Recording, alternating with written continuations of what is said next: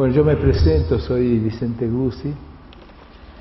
No sé por dónde empezar, porque ayer yo pertenezco a una fundación que se llama Memoria e Identidades del Tucumán, y ayer, si bien yo no fui, nos invitaron a un programa de Radio Universidad que se llama Proposiciones, que es un programa que se hace con niños diferentes, ¿no?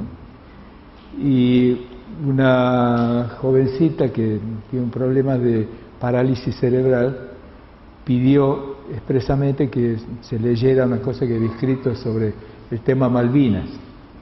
El tema Malvinas, debemos recordar, es uno de los principales ejes o temas de desinformación y de tergiversación de la información de la dictadura militar.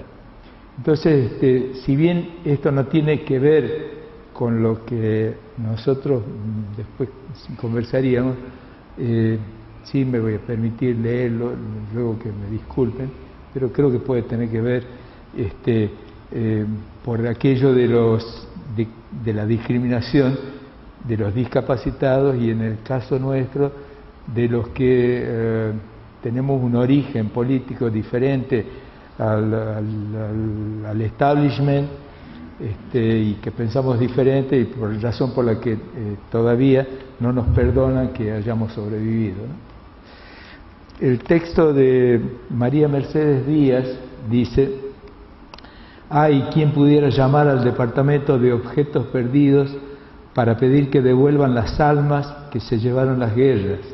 Así, algunas de ellas nos puedan decir dónde se encontraban los corazones de quienes las mandaron a defender la patria siendo almas de niño.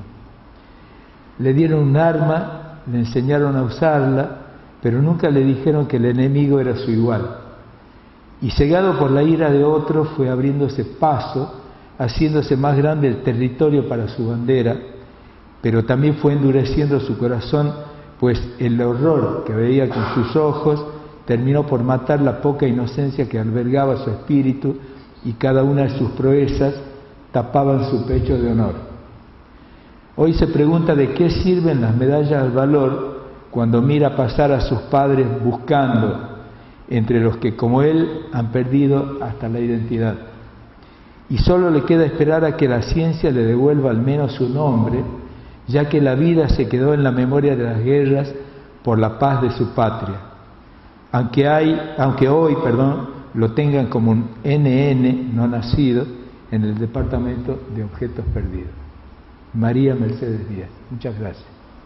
Y voy a empezar con una frase que supo decir Eduardo Galeano ya hace varios años.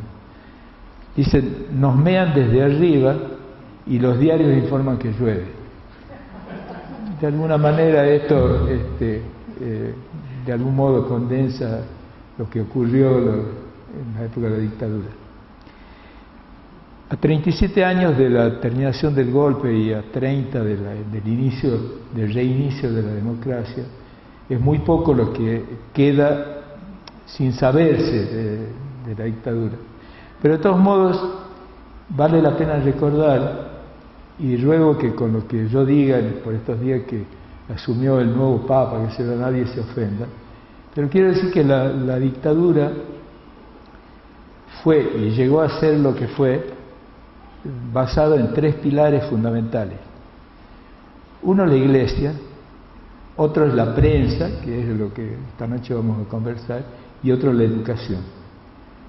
Estos tres pilares fundamentales fueron los grandes disciplinadores de la sociedad, pero además tergiversadores y ocultadores de la realidad.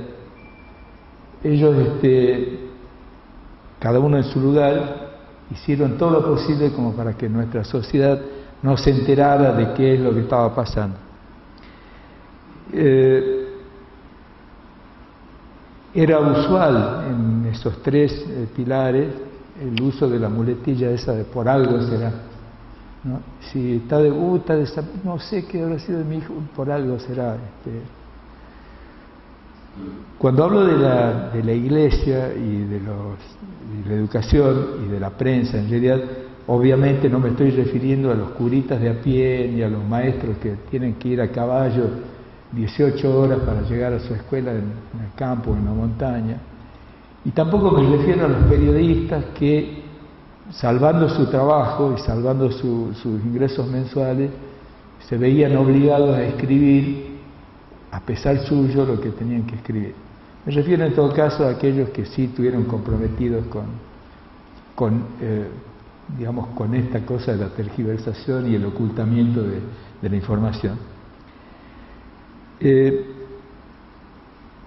común escuchar que cuando se habla de los medios, se habla, de la manipulación o se habla de la complicidad de los medios. En realidad hubo medios que fueron la dictadura. Digamos, por lo menos modestamente eso es lo que yo creo, ¿no? Y lo vengo sosteniendo porque fueron parte de la dictadura, no es que los convencieron. Es que tanto los medios como los purpurados y como buena parte de aquellos que brindaban educación hacían suyo el discurso de la dictadura. O sea, no decían, esto dice el gobierno, el Estado, no sé qué, no, decían ellos, ¿no? Y para muestra, hay varios botones aquí en la exposición, en la gran exposición esta que armó el MUNT y con el apoyo de la directora. Ahí se puede ver cómo los medios asumían ellos el discurso de la dictadura. Yo incluso aquí tengo algunos recortes de Clarín que muestran eso, ¿no? Dentro de los botones de muestra está, por ejemplo, el ¿qué buscan? En la revista Somos, la tapa, cuando vino la Comisión de Derechos Humanos. El ya estamos ganando del Clarín a toda página, de esa guerra inmoral, en el comienzo de esa guerra inmoral que fue la ocupación de Malvinas. Nuevo gobierno, en letras catástrofe de Clarín, el 24 de marzo del 76, o si no, Crónica, cuando termina el Mundial del 78, que tituló Argentina, rey del mundo. Sí, no hay tierra como la nuestra. Efectivamente, no hay otra tierra en la que haya pasado lo que pasó acá, con el grado de perversión y con el plan sistemático de aniquilamiento de los sectores populares como acá. Y ahora voy a empezar a leer. Como se vio entonces, los grandes medios de prensa no fueron cómplices, sino que asumieron el rol y la función de portavoces gubernamentales, desinformando, manipulando y maquillando las múltiples prácticas ilegales ejercidas impunemente por la dictadura, tratando de divulgar una imagen positiva del país. Con lo que la dictadura logró apoyos en la opinión pública que todavía hoy se mantienen. Estos medios dieron una imagen positiva y legitimadora sobre las acciones de la dictadura, ocultando la violencia ideológica y cultural, la represión y los permanentes atropellos y violaciones de los derechos humanos de nuestro pueblo. El rol fundamental de esos medios fue el de apoyar y difundir el discurso oficial del Estado terrorista, instalando una versión idealizada de los supuestos objetivos de progreso y bienestar que planteaba la dictadura, ocultando la dimensión de la violación sistemática y permanente de los derechos humanos. Dieron una imagen falaz, no sé qué pasa, del accionar del Estado terrorista, incluso utilizando terminología inusual en el lenguaje hablado y escrito, para describir situaciones socialmente inéditas y disimular las ejecuciones, fusilamientos, secuestros, asesinatos y persecuciones de las que fueron víctimas militares de Argentina. Por ejemplo, se empezó ahí a manejar palabras como detenido desaparecido, chupadero, capucha, traslado o ausente para siempre. Intentaron persuadir los medios a la sociedad de que el régimen antidemocrático no lo era tanto como se decía. Negaban y ocultaban que las prácticas del Estado fueran crímenes institucionales. Y uno podrá preguntarse entonces el porqué de esa actitud. Y hay dos respuestas evidentes, aunque seguro habrá varias más. En primer lugar, la ideología empresaria, reflejada en la política editorial, y luego las deudas que contrajeron los medios por las prebendas y negocios sucios con los que se beneficiaron. Respecto de la actitud de determinados medios de prensa, yo me puse a buscar y encontré una tesis doctoral de un periodista platense, periodista y docente platense que se llama Martín Malarro, y él hizo un estudio durante todo el periodo de la dictadura de 4 grandes medios, de qué es lo que decían esos medios. Yo tomé solo 2 de ellos. Él estudió sobre Clarín, La Nación, La Opinión, en la segunda etapa ya secuestrado Timerman, y Crónica. ¿Crónica? No, y La Razón. Yo solo tomé lo que dice este hombre, el estudio de este hombre sobre La Nación y Clarín. En el caso de La Nación, avaló el golpe y su ideario mientras duró el proceso, justificándolo en el desgobierno de Estela Martínez de Perón. No cuestionó, investigó ni reclamó por las permanentes violaciones a los derechos humanos y justificó la violencia ejercida por el Estado. Justificó y festejó, comillas, el saneamiento de las aulas y la represión ejercida en el ámbito educativo y gremial, argumentando la infiltración ideológica subversiva. Defendió la supuesta, comillas, libertad de prensa vigente durante la dictadura en Argentina y nada dijo respecto de la desaparición de periodistas. En el caso de Clarín, defendió la represión de este medio como necesaria, entre comillas, en el marco de la guerra contra la subversión, en comillas, al solicitar y justificar la aplicación de la pena de muerte. Se indicó a la guerrilla como culpable de todas las ejecuciones de cuadros o militantes políticos. Insistió en el carácter legal de la represión estatal, desinteresándose por las apariciones de cadáveres en todo el país y por las desapariciones.